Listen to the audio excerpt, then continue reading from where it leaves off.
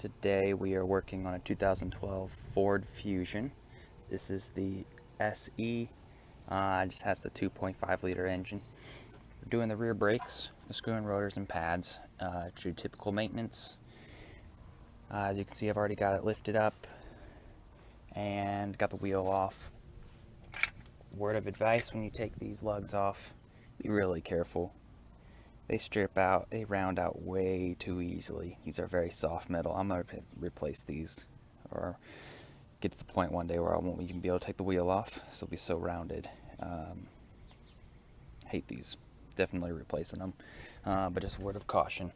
So I went ahead and undid these first bolts on the caliper. So top one and a bottom one, just like that.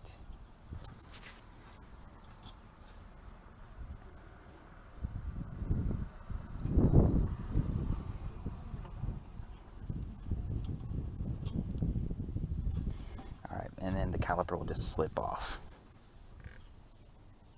Alrighty, so we got the caliper off, and I just set it in the back to the side. Just something like that. There's going to be two more bolts. I already got the top one off right there on this housing, or rail, or whatever you want to call it. And then down here, you have one more bolt.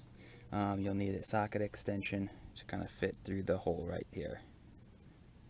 Just come around through the back there. And we'll undo that one really quickly.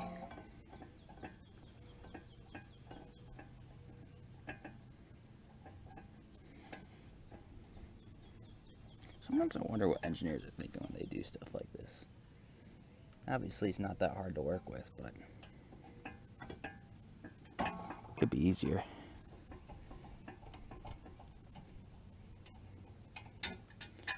Alrighty. Get that off, the bolts. Sorry about the shakiness, and then that literally will just pop off just like that.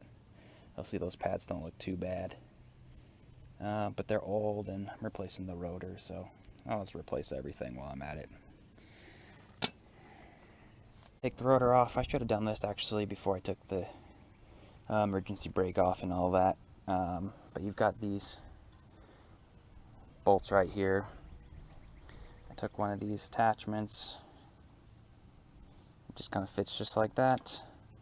I had to put my foot on the brake or on the rotor to lock it in place, and then I just eventually got it to come loose just like that.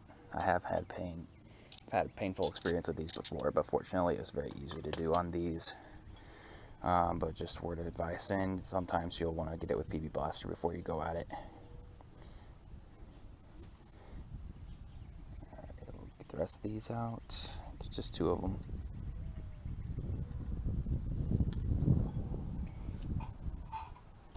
And then shake it loose a little bit. Should pop off just like that. As you can tell, mine are, yikes, have seen better days. Got these nice new rotors here. Usually you want to spray them with brake cleaner, get all the oils and stuff off of them. I don't have any brake cleaner on me. I forgot it. So I'm just going to wipe it with a rag. It's not a whole lot of gunk on this one anyways.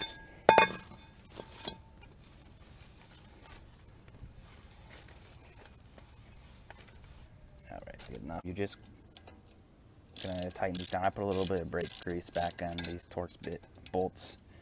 I'm not tightening them too tight, just to keep them in. I don't want to be a pain in the butt when I replace these rotors next time. One thing to be careful of is when you're putting the rotors back on, try not to touch the parts that the brake pads will hit with your hands. The oils on your fingers can be really abrasive to the rotors, and you don't want to do that. So, alright, I'm going to get these tightened up, and then we'll move on to cleaning up the... I can never remember this thing. We're going to clean that up and get the new pads in. Bracket off. We're going to take off the hardware. If you don't have new hardware, just clean these up, put some grease on them. But I have new hardware, so I pop this off, and then I'll have another one right here. Just pull it off. And then I'm just going to scrape off some of this rust and corrosion with the screwdriver. Clean that up. I'll put a little grease on it.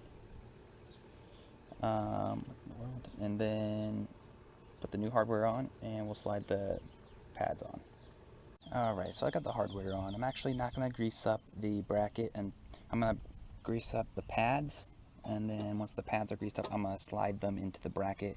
Just so I can film easier, I'm going to go ahead and put this bracket on, and then I'll put the pads on. Okay, now that we've got the grease on the pads, we want to put it on the back and those little arms. Don't put any grease on the part that's going to touch the rotor pad here. And don't touch that with your fingers, because same thing with the rotors, the oil on your hands can be abrasive. So it's just going to slide right in the hardware. Alright, so let me show you a trick real quick here. So you've got your rotor, your pads, and bracket in place. Next step, last step before you put everything back together, is you have to push this caliper in, because right now it's too big or it's too far up to wrap around this. So you have to put that in back into the boot there. And what I've kind of done is I've taken a vice grip.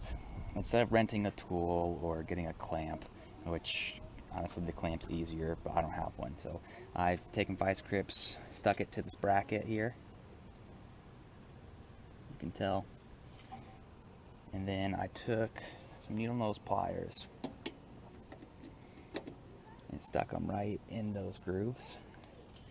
And then if I can do this one-handed, you can just kind of turn it just like that, and turn it right to get it to go down. That's what I've done. So I should be wide enough to get it to fit around that, and if it works, that's all you gotta do. Perfectly, got it to fit in, got the bolts back in, so I'm just going to tighten the bolts up really quickly, and you'll be all finished.